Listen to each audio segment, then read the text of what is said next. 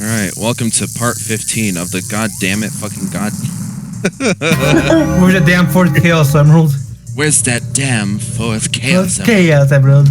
I love Tron. It does kind of look like it now that I'm. It looks like the 80s Tron. Not Legacy. I have not seen the original Tron. Really? Neither have I. No. Yeah, I'm not gonna lie, it is a very slow watch. I see. Too old for me to care. Fair. Oh I yeah. think the only Tron I generally have watched is that cartoon show, Tron Uprising. You watched that? I don't think I ever watched it. Yeah. I liked it. I really liked Legacy as a kid. Its soundtrack is good, I'll give it that. Yeah, it's Daft Punk. Yeah, we watched Legacy together actually not too long ago, and yeah, Oh, I yeah? thought it was a fun time. Yeah. Yeah. Legacy's really good. I also played the video game. Oh yeah. Yeah, I bought the video game and the DS game of it. Still haven't touched them. I didn't even know there was a DS game, but It's the same. It's like a DS version of the same game. I remember there was a Tron game on the 360 I was really into. Yeah, that's the one that I played. I remember really enjoying it. What was it called? Tron Evolution. Yeah. That's it. Yeah, I liked that game. It's pretty fun. Unlike Sonic Superstar. You can go to Tron and Kingdom Hearts. Yeah, where's the light bike, dude? Where's the light bike in this level? We'll have a light rocket. Sonic leaves a wall behind him so that you can't backtrack in the level. That sounds like a really interesting level design idea, but it would probably be Oh my terrible god, to no, play. no, I want to see that idea as but fucking DMC4. DMC. Yeah, leave a wall behind as Nero, and then just it stays there for Dante's run. And you can't cross it. Oh man. But yeah. See, these are fucking cool stages in this game. It's just like bogged down by the fucking dog shit boss fights in this game. That's really what it really comes down to. It's like The shit boss fights. the gameplay loop is really fun, and then it just gets Crushed. fucking interrupted. Like, yeah, crushed by the goddamn boss fights. If I have to see another Fang side scroller, oh.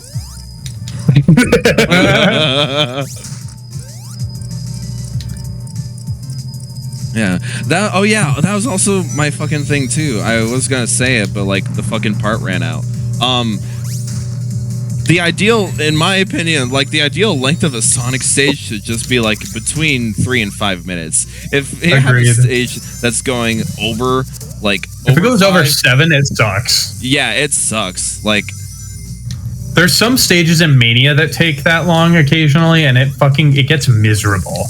yeah, Like, well, yeah, well, that's more like Titanic Monarch. You know, it's the last stage of the game. I think that one can get an exception rule, but like, yeah, it's just like I don't like stages that take fucking forever in this franchise. Well, yeah, because you get bored of it. I also hate when there's 3 acts of something, which is why Sonic 1 is such a slog and Metropolis Zone is such a slog to get through.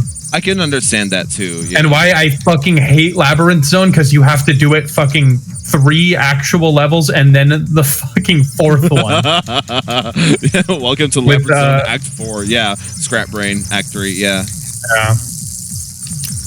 Yeah, that's actually kind of like I like how Sonic Superstars did their 3-act zones, because like they all feel radically different from each other. Not in a bad way, but just like in a very variety, and what's like, interesting fashion. with Mania is Mania literally on a couple of the stages, on several of the stages, they focus super hard on making the second act, even though there are only 2 acts on pretty much all of them, they make the second one feel completely different.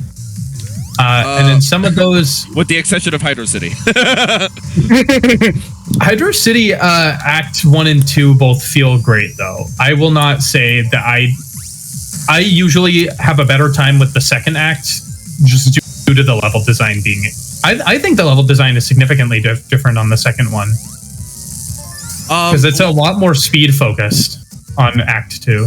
And yeah, like I've had the same observation about Mania as well, because when it came to their remix stages from the old games, it's like Act 1 is more similar to how it was in the original game than the Act 2 spices things up with its own flair.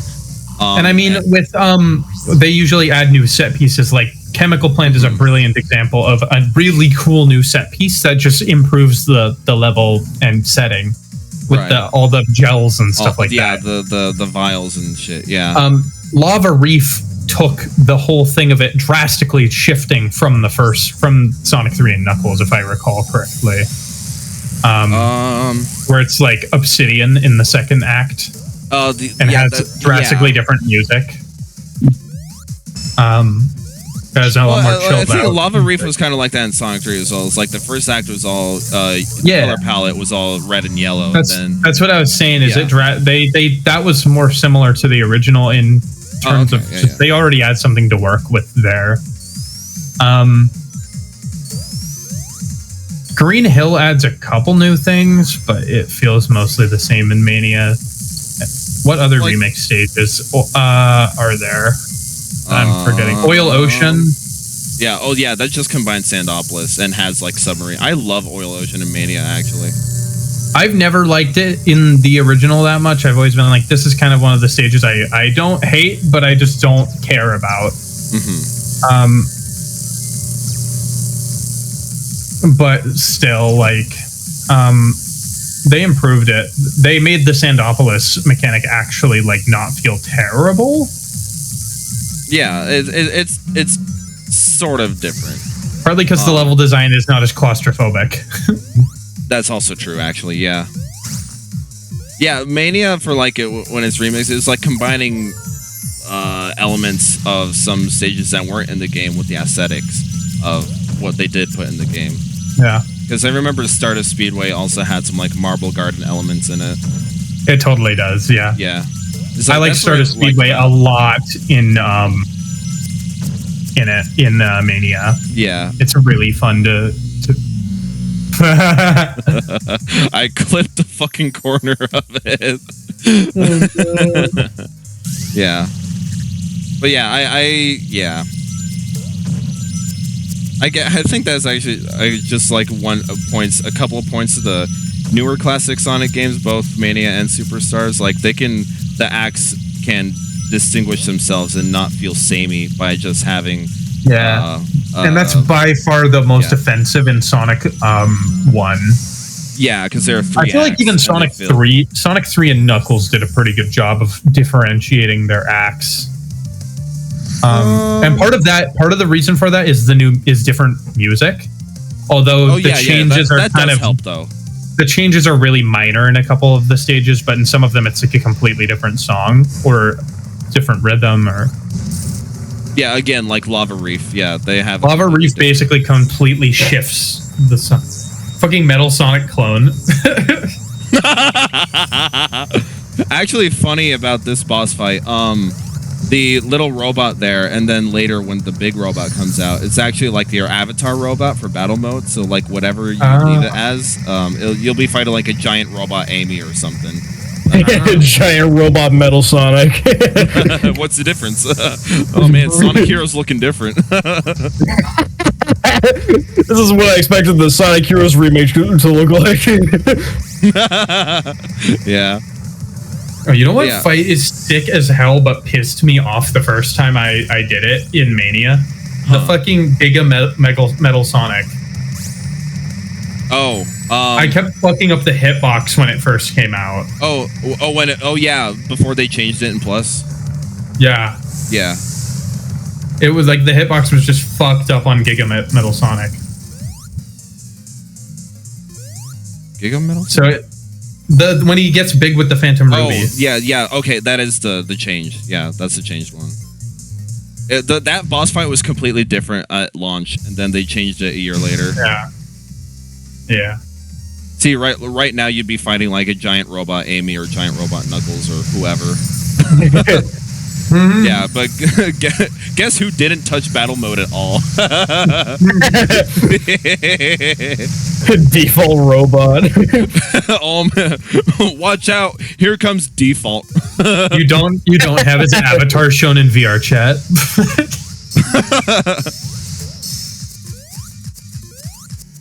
That crowd was floating. Fucking, oh man.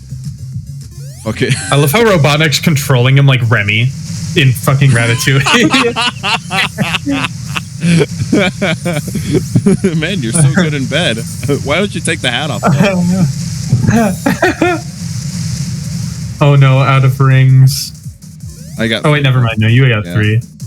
Yeah, your avatars also act as like hitboxes. Like they don't just like hit the boss fight for you; they can also grab things for you as well. Yeah. So that's fun.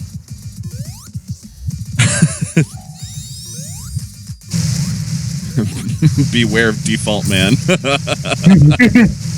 Oh, man. Oh, I've crossed into the 10-minute threshold. I guess I timed out now. Oh no.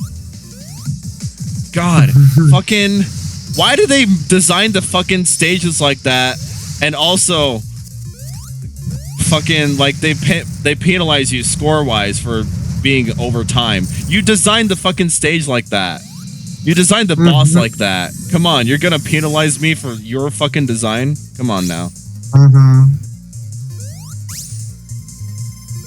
Yeah, it's not like literally you'd have to speed run these levels to not get penalized. Right. Pretty much.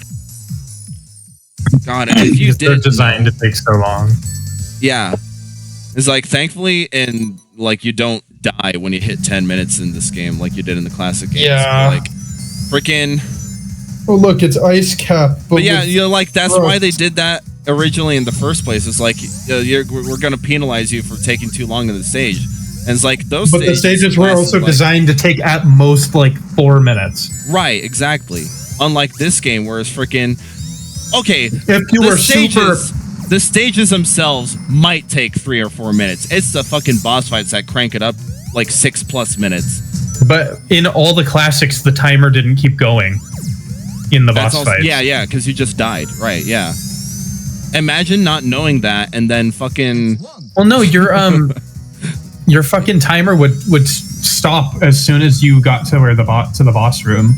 Right, but I'm saying for this game, it's like if you didn't know if it still had that classic Sonic mentality of like dying at 10 minutes, then you just have to restart the fucking stage so you can not die at the fucking final boss. I'm totally not speaking from experience. Yeah.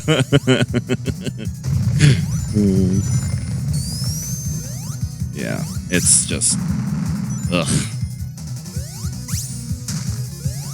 It's stupid. It is because they fucking again, it's those goddamn boss fights. Like I've never played a game so where the game is like legitimately good, but it's bogged down by its god-awful boss fights, and it just creates it, like perceives it as a lesser quality product. Like I don't think I've ever played a game like that. Like fuck. Like I legitimately enjoy all the non-boss parts of this game, but it's just like. I mean, what games have shitty boss fights that aren't just shitty games? There's got to be some. I wouldn't. The only example that came to mind when I was thinking about it was like Batman Arkham Asylum, but like those boss fights are really inoffensive more than anything. They're not good, but they're just boring. Yeah, Yeah, they're just boring. Yeah.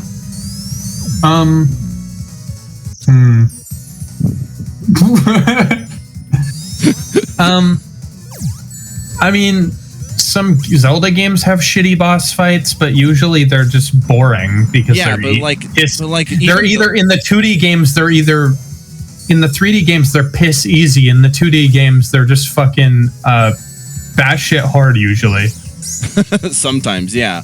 But like even then, like A Link to the Past has some scuffed bosses, dude. Oh my god, fucking Worm Moldera? No. The Worm boss? The one where you have to judge, 3D space when it's not actually 3D. Yeah, the fucking Worm boss. Mania does that too.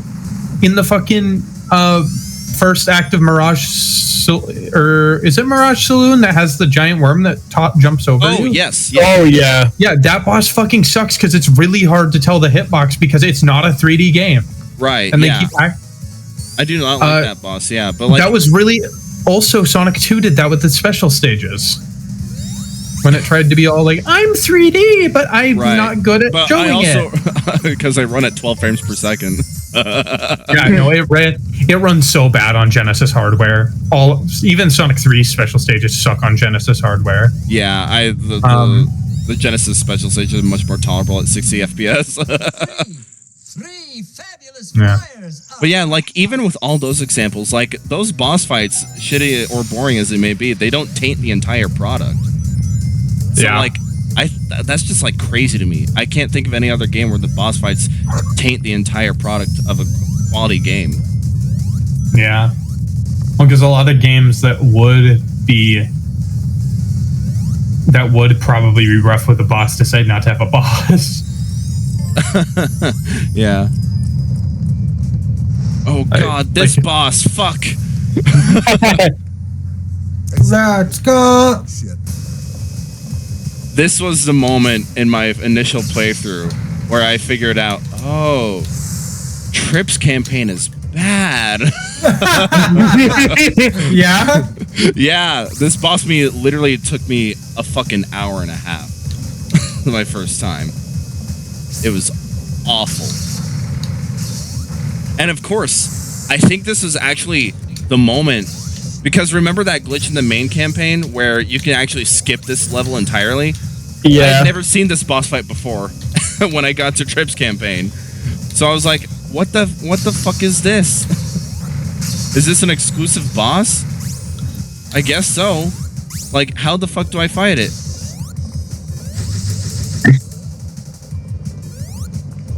So yeah, I'd never seen this guy before during that initial run through, and this took me an hour and a half to get through. It was so aggravating. Yeah.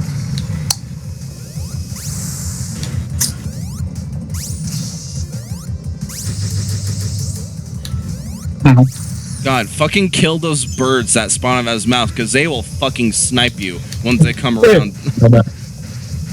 Once they come around through the other side of the screen, they will fucking snipe you. So kill them as soon as you can. Fuck that fucking attack. God damn it. Oh no, I let some live.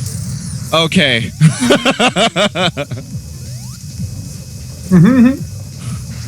Like, please, God, no. Oh, I'm out of rings too. Fuck. Get out of there, Trip. Get out. Get out. Okay. Oh, she has AirPods. No, she has AirPods in. Watch out, the truck is coming. Slow for the win. No way, you finished it in 5 minutes with the boss fight. That's no way. I think you hacked it. You're cheating.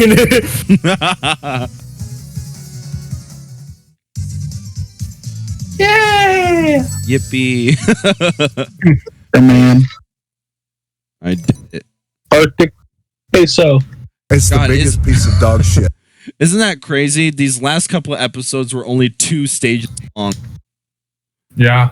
The boss fights are long as shit and entertaining at all. I mean, I completely stopped watching and just started playing Monster Hunter Rise. It's like video games the entire time. see, Carlos has the right idea. Sonic forces me to play a better game. See, that's my favorite part about Superstars. It makes me want to play Mania. Damn.